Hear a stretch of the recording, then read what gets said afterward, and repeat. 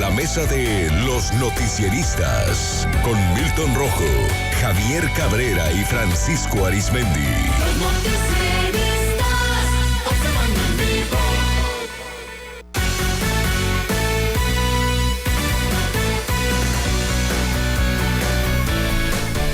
En la mesa de los noticieristas saludo con gusto a Javier Cabrera. Javier, ¿cómo estás? Muy buenos días. Muy buenos días al auditorio. A Milton Rojo. Milton, ¿cómo estás? Muy buenos días. Muy buenos días. Buenos días, compañeros. Bueno, hoy vamos a reflexionar de un caso que hoy destaca el periódico El Universal. La lucha de las buscadoras por regresar a sus seres queridos a casa ha provocado luto, dolor y sangre. Se ha convertido en blanco de criminales quienes las amenazan para que desistan. Incluso las han expulsado a punta de pistola de diversos sitios. La noche del 15 de julio del 2021, hombres armados irrumpieron en la casa de la activista Aranza Ramos para llevársela y asesinarla. También marcó la vida de Ceci Patricia Flores Armenta. Señora, cuídese mucho porque sé que ahí sigue usted. Fue la amenaza de muerte que recibió. Desde entonces, la líder del colectivo de Madres Buscadoras de Sonora fue acogida por el mecanismo de defensa de defensores de los derechos humanos. A pesar de la protección gubernamental, señala que a diario recibe ataques y amenazas, en ocasiones para difamarla, otras veces para aterrarla. Dice que siempre se pregunta por qué tanto odio con una madre que lo único que hace es luchar por los desaparecidos. Busca a sus hijos, Alejandro de 21 años y Marco Antonio de 31. Su desaparición motivó la creación de este colectivo de Madres Buscadoras en Sonora. Francisca Leticia Álvarez Rivera, integrante también de las Madres Buscadoras de Sonora, estuvo desaparecida 17 horas entre 30 y 31 de julio, esto según lo que narra. Aquí en Sinaloa, pues Javier, también tenemos diversos casos y para muestra pues un botón. Ayer en Navolato, un grupo armado pues agredió a un grupo de buscadoras en la sindicatura de Villa Ángel Flores La Palma, Navolato. 7 mujeres del colectivo Sabuesos Guerreros acudieron a la Vicefiscalía Zona Centro a interponer la denuncia. Rosaneris, del grupo de búsqueda, narró que estaban próximas a terminar la pega de volantes y se encontraban en la plazuela de la comunidad cuando se percataron de que sujetos armados a bordo de 2 camionetas les pitaron y aceleraron motores para llamar su atención. Detalló que para esta actividad estaban siendo acompañadas por personal de la Comisión de Búsqueda, así como por agentes de investigación y una patrulla con 3 oficiales. Así lo describe. Pasaron quitando, es decir, 2 camionetas, personas armadas, ¿no? Tuvimos que interrumpir las acciones para resguardarnos todas. Se tuvo que pedir refuerzos y nos indicaron que teníamos que salir inmediatamente de ahí. A la salida, a la policía estatal tuvo que frenar porque vio que estaban las camionetas cerrando el paso. Tuvimos que meternos a un callejón, a una casa, para que nos dio permiso de resguardarnos ahí. Bueno, cabe señalar que pues acudió a la unidad de atención temprana de la Vicefiscalía Zona Centro y hizo un llamado al gobernador para que no se escatime apoyo en estas actividades. Estos hechos habrían ocurrido alrededor de las 11:30 de la mañana, según explicó Rosaneris, acompañada al resto de las mujeres. Y ayer, Cristóbal Castañeda Camarillo, el secretario de Seguridad, explicaba el operativo que se realizó después de estos hechos. Se materializó un despliegue con personal de la Secretaría de Defensa Nacional. Se toparon con vehículos con presuntamente gente armada cerca de Bacurimí, donde inicia una persecución y termina en Pradera Dorada, donde se detiene una camioneta Radford. Tenían 6 chalecos tácticos con logos de la Secretaría de Marina Armada de México, 2 chalecos verdes, algunas pastillas de lo que presuntamente sea fentanilo, un polvo blanco. A esta persona se le encuentra un cargador de AK-47 y una funda de pistola. Bueno, detectaron equipo táctico, cargadores y droga, fue lo encontrado, y algunos ponchallantas. Después de esto, tras intimidación a rastreadoras en Navolato, pues hizo un operativo en rancherías, se aseguraron varios vehículos, arma y droga a sospechosos, según se informó también por parte de nuestro compañero Ernesto Martínez, que anduvo pendiente de estos operativos, que se movieron, por cierto, algunas de esas camionetas hasta por la zona urbana. Saludo a Francisco Arizmendi. Francisco, muy buenos días. Buenos días, Sinaloa. Javier Cabrera. Mira, este tema que hemos visto cómo ha ido creciendo, el número de colectivos de búsqueda de personas desaparecidas, y lo hemos comentado en estos micrófonos, es bastante alarmante lo que está sucediendo. Lo que debe hacer la autoridad hoy lo hace la sociedad civil y lo hacen los familiares de víctimas que están en calidad de no localizadas o desaparecidas. El número ha ido aumentando continuamente en todo el país y Sinaloa no es la excepción, y sobre todo que hoy lo que más preocupa es lo que está sucediendo en Mazatlán, que se ubica entre los municipios con el mayor número de personas desaparecidas. Lo que llama la atención es que muchos de ellos son jóvenes de ambos sexos. Y este ataque continuo a este tipo de buscadoras no es nuevo. Hay que recordar que el caso más reciente de Sinaloa es del año pasado.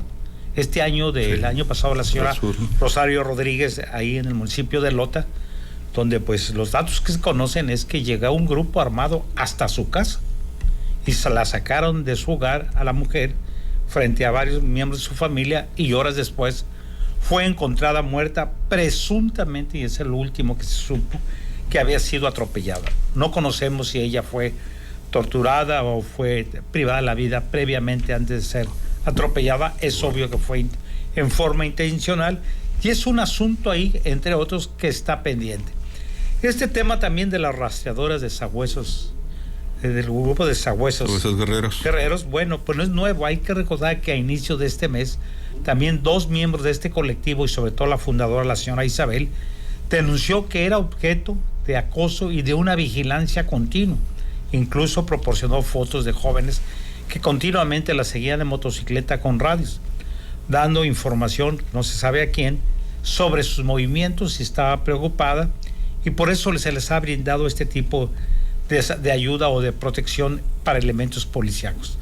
Bueno, pues ellos están haciendo un trabajo que le corresponde a la autoridad, o que le debía de corresponder a la autoridad, estar buscando a todas estas personas.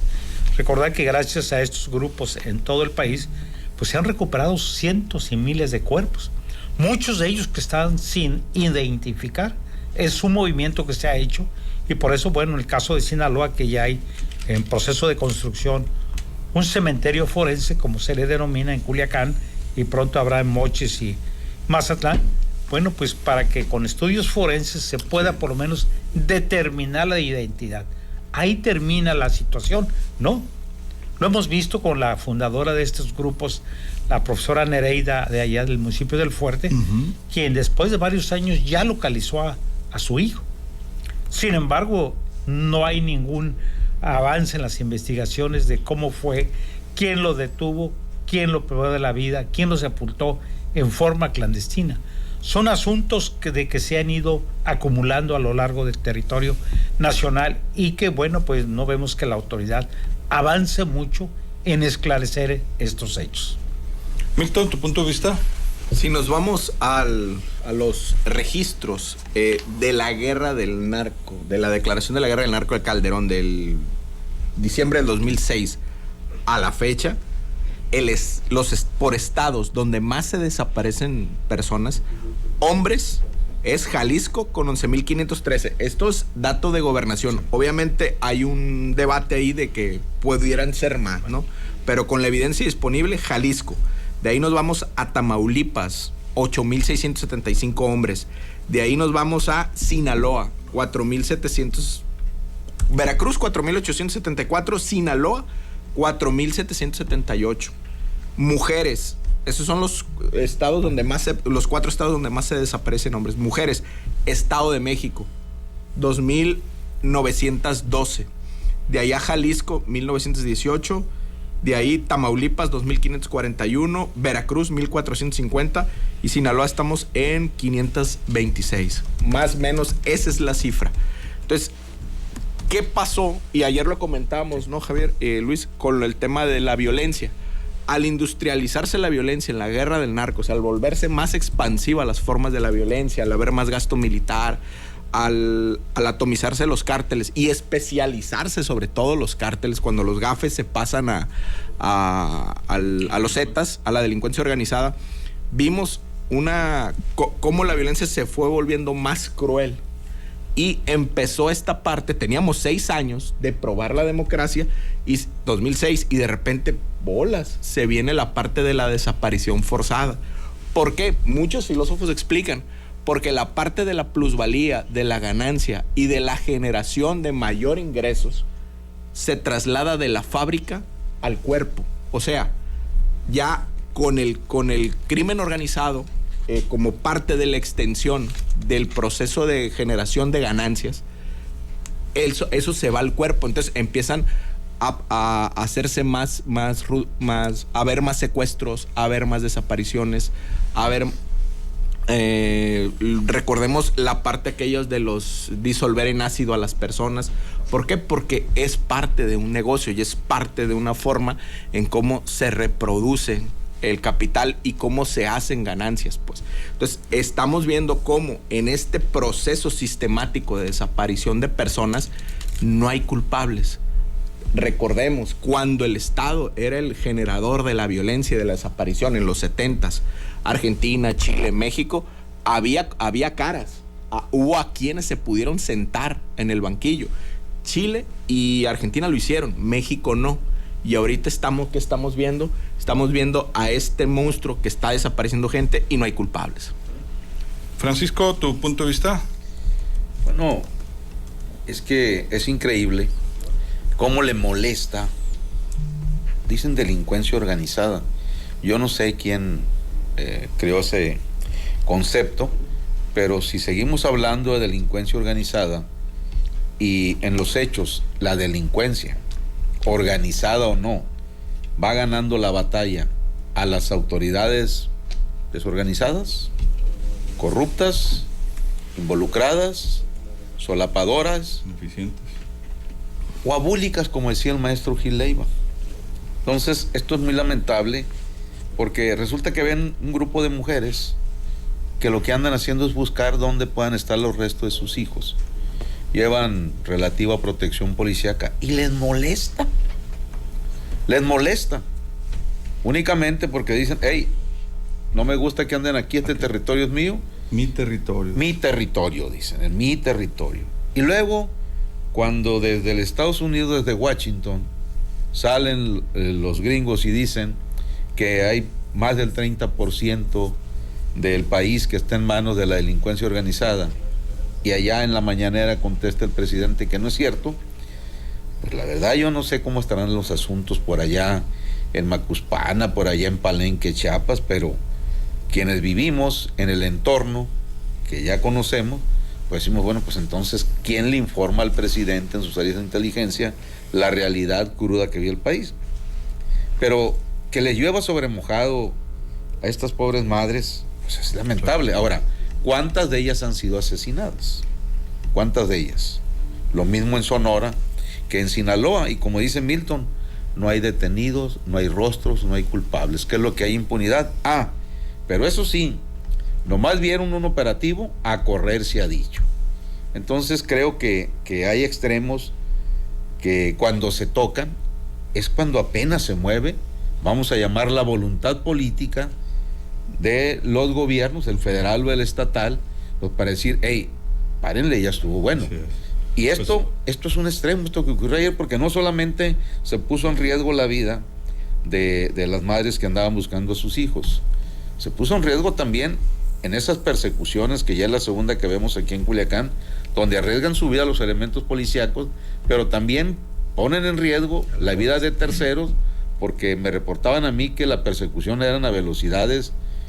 Un muchacho calculó que a lo mejor iban hasta 160, 180 en horas pico dentro de Culiacán. A toda velocidad. Así es, entonces, insisto, todo esto es una tormenta muy lamentable, y pues, eso nomás faltaba, que ahora no quieran que las madres, algo que le corresponde efectivamente a la autoridad, pues les moleste a los señores del gang.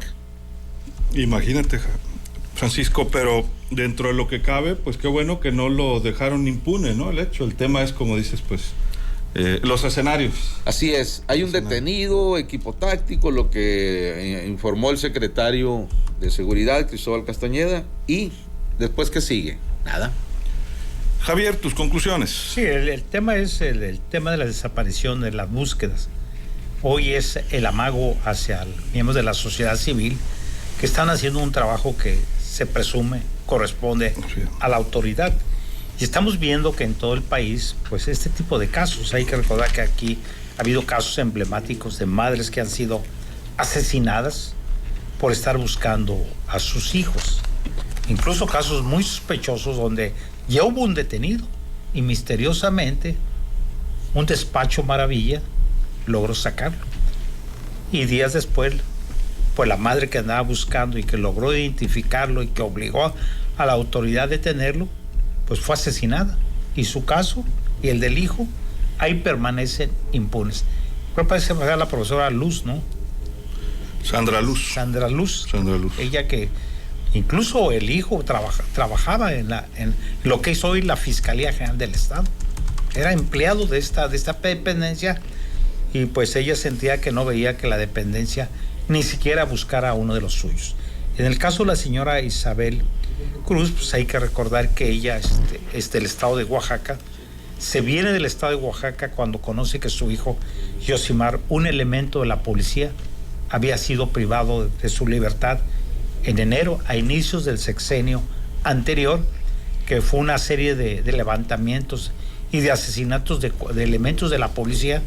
Pues él vino y empezó su peregrinar, formó este colectivo Sabuesas Guerreras, y bueno, pues ella ya 6, 7 ocasiones que ha sido víctima de amenazas, incluso en espacios donde han ido a buscar cuerpos han sido pues expulsadas por hombres armados. Sí. Por eso es que hoy traen escoltas, pero aún con todo en escolta, lo que sucedió ayer acá por la zona de La Palma, pues sí es preocupante, ¿no? Preocupante de lo que le está sucediendo a estas mujeres, que lo único que buscan es tratar de recuperar a seres queridos, sino de ellas incluso, pues de otras personas, que muchas de ellas no están en este tipo de movimientos por diversas causas y que van localizando los restos de sus familiares. Hoy la autoridad tendrá que hacer mucho más. Es un tema pendiente a pesar de todos los compromisos que vemos, pero el problema es que las desapariciones continúan con una gran velocidad, y hoy son, sobre todo parejas, es lo que se está viendo en el municipio de Mazatlán, donde parece que no le han tomado atención a este asunto. Sí, era la señora Sandra Luz Hernández. Ella en una de las manifestaciones dijo: dicen que mi hijo es un criminal, pero no me lo demuestran, y si lo fuera, pues que me lo traigan vivo y que lo juzguen, pero que lo traigan, repetía en las manifestaciones. Era parte del colectivo Voces Unidas. O Impulsora, y decía: yo lo que quiero es ir a San Pedro, Nabolato, por cierto, y que nos dejen meter palas, dijo la mujer en 2014. Era mamá de Edgar García Hernández y se volvió investigadora. Lamentablemente, pues el 12 de mayo de ese año fue asesinada en uno de esos predios. Recuerdo que la privaron de la libertad, ¿no? Primero la asesinaron en una colonia. Y después apareció sin vida en Culiacán. Milton, ¿tu conclusión? Bueno, si nos vamos a la estadística de Mazatlán, del 1 de diciembre del 2006, cuando se declara la guerra, que fue por ahí el 7 de diciembre, más 11 de diciembre, al 30 de noviembre del 2018, o sea, en un periodo casi de 12 años, hubo 632 personas desaparecidas y no localizadas, ¿no?, en Mazatlán. Si nos vamos al periodo del Químico Benítez y de Edgar, al actual presidente, del 1 de diciembre del 2018 al día de hoy, hay 558 personas desaparecidas y no localizadas, o sea, 74 menos que todo el periodo de la guerra de Calderón, de Peña Nieto, o sea, casi 2 sexenios. En 4 o 5 años casi le llegan a los mismos números. O sea, estamos viendo cómo en el puerto turístico, un lugar de recreación donde ya está llegando mucho turista, y sobre todo nacional, pues estamos viendo una lógica de desaparición, una lógica de expulsión de las personas en forma de desaparecidos. Y estamos viendo 2018, pues el año en que más o menos le empezó a llegar más inversión a Mazatlán. Entonces, ¿qué estamos viendo? Una lógica en donde está subiendo la cuestión inmobiliaria, donde está generando mayor derrama económica, y hay una lógica de expulsión, o hay una lógica de desaparición forzada. ¿Qué tiene que ver tanto dinero que está entrando con la desaparición de personas? Ahí algo huele a podrido el puerto, pero bueno, yo creo que sobre la marcha se irá corrigiendo, pero al final del día, ¿qué va a pasar cuando esta larga noche acabe de desapariciones?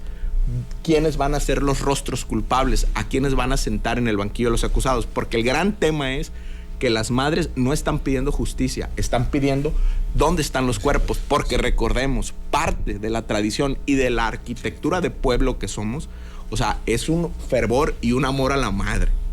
Y que una madre salga y pida justicia y diga, oiga, está pasando esto, yo quiero saber dónde está el cuerpo de mis hijos. O sea, eso es algo prácticamente de justicia, no solo terrenal, sino divina. Está fuerte en todo el estado el tema todavía, el fenómeno en gran parte del país. En el centro de Sinaloa, pues ya vimos este caso ayer, Francisco.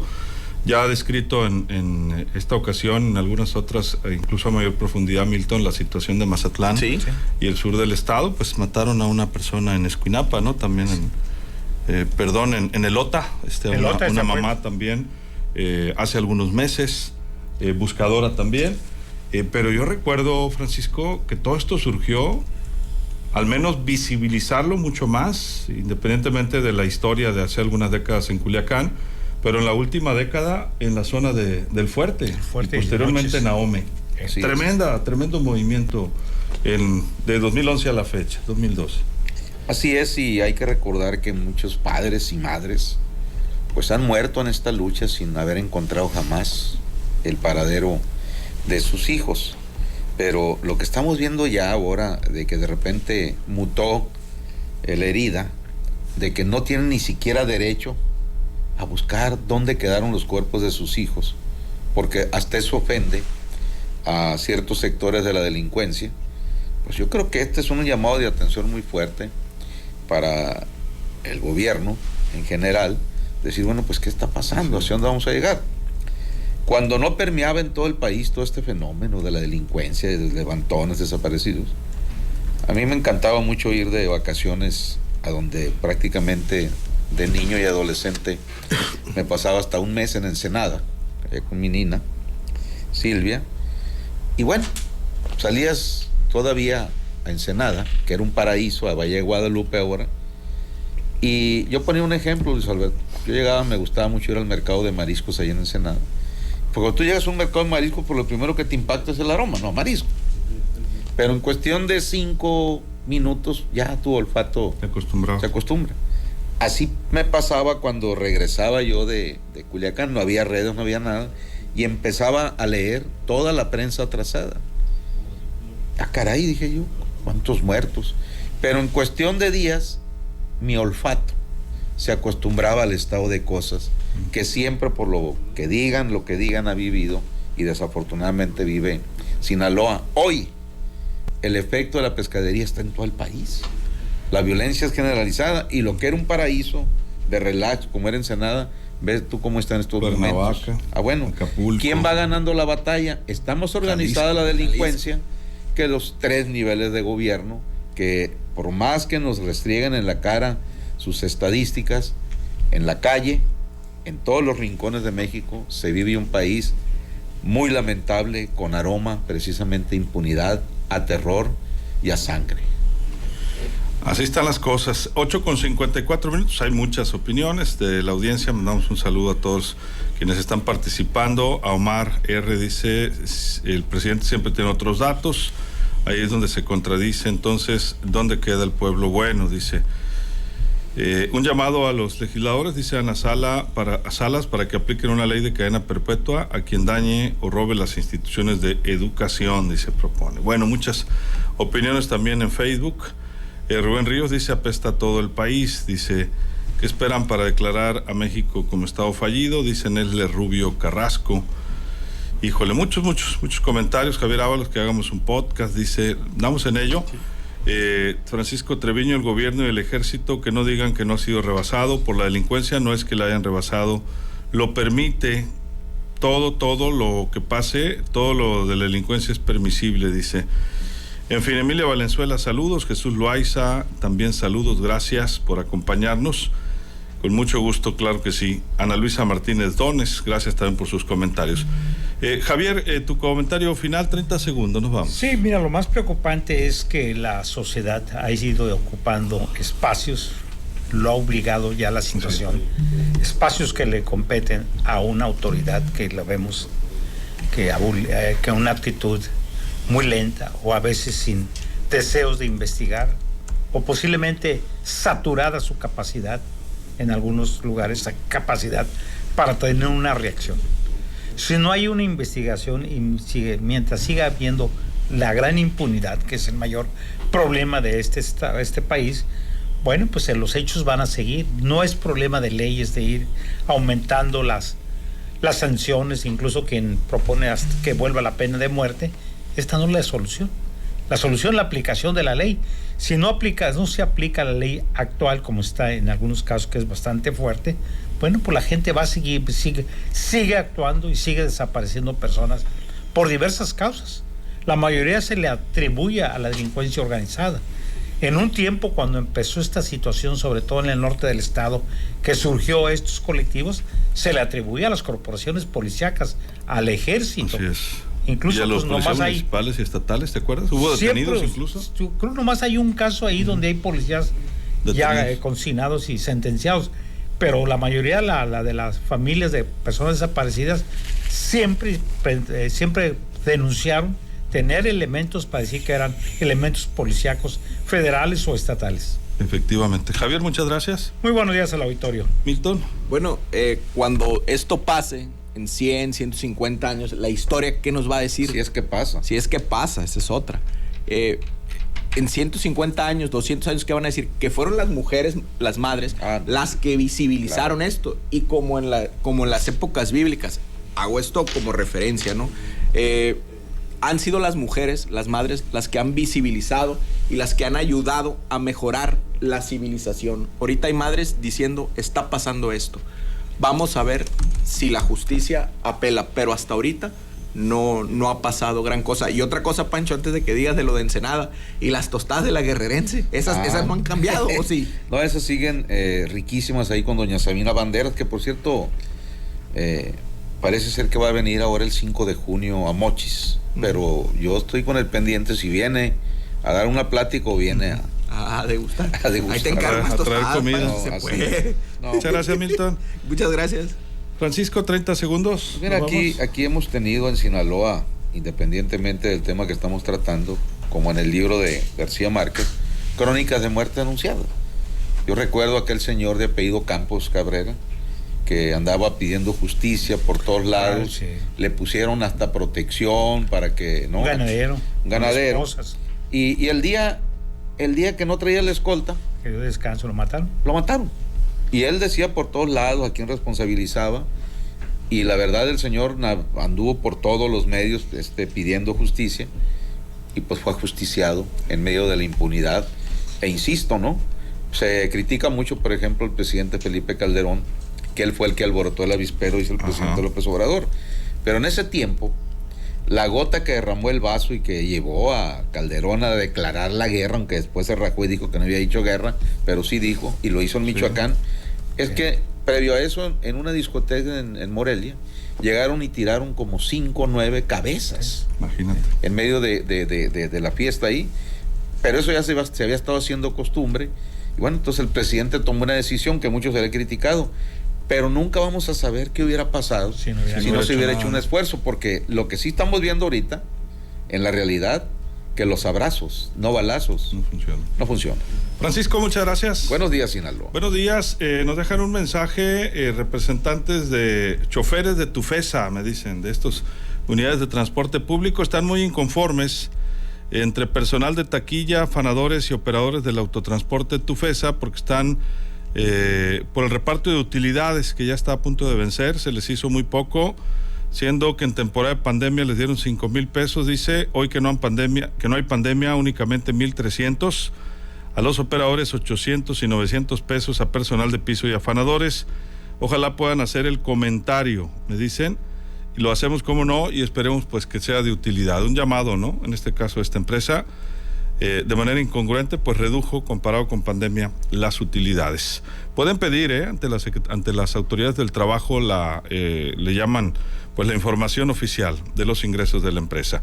Antes de despedirnos, vamos con ¿Qué vibra? El show del Mariconcho. Ya llegaron todos, ¿cómo estamos? Y en viernes. Aquí, Luis Alberto, ¿qué tal? Buenos días. Buenos días, con el gusto de saludarles. Ya sé que tienen mucha actividad el día de hoy, ¿eh? El día de hoy tenemos lotería, Luis Alberto Díaz. Lotería, muchas cartas. Bastantes. Creo que ya se acabaron. Ya casi se acaban, ¿eh? ¿En serio, Ahora sí va a haber cupo. Ahora sí, y la verdad que sí, ¿eh? Quedan como nunca. unas 150. Ya Más con o menos, Guasave, ¿eh? Guamuchi. Sí, sí, en serio. Sube el número. Y hoy es lo de Mamá Veloz, ¿verdad? También, sacamos 5 ganadores en cada plaza, Luis Alberto. A ver, es Mazatlán, Culiacán, Los Mochis, Guamuchil y Guasave. Guasave y Los Mochis. También También. 5. Ay, es que los Mochis, ¿qué pasó con los No, Mochis? sí, son 5, son 25 mamás. 25 ganadoras. Así es. Después Que de van la a lotería, tener literal barra libre en Casa Ley, ¿verdad? Efectivamente, nosotros Pero con vamos a tiempo pagar. limitado. Así es. 2 minutos. 2 minutos. 2 minutos. Pues hay que entrenar o hay que mandarlo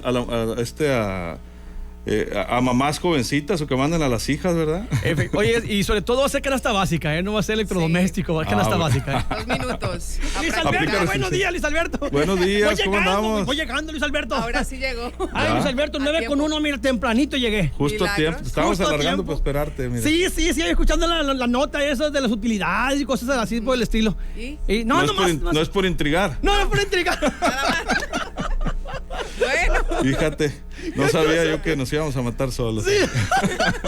No, te lo Todavía estamos a tiempo. Ay, sí, Todavía. todavía. Aquí estamos ya preparados el día de hoy. Va a haber mucho cotorreo, diversión y sobre todo juego. Y hoy sacamos Mamá Veloz. Mamá Veloz, atentos, yo ya vi las urnas, ¿eh? Oye, repletas, A ¿eh? reventar Sí. de participantes. A reventar, bien. Qué bueno que hay Muchísimo. mucha participación. Saludos a Casa Ley. Pues muchas gracias, compañeros. Gracias, Dejamos Luis Alberto. Gracias. con toda su audiencia. Gracias. A nombre de todo este equipo, soy Luis Alberto Díaz. Que la pase de lo mejor.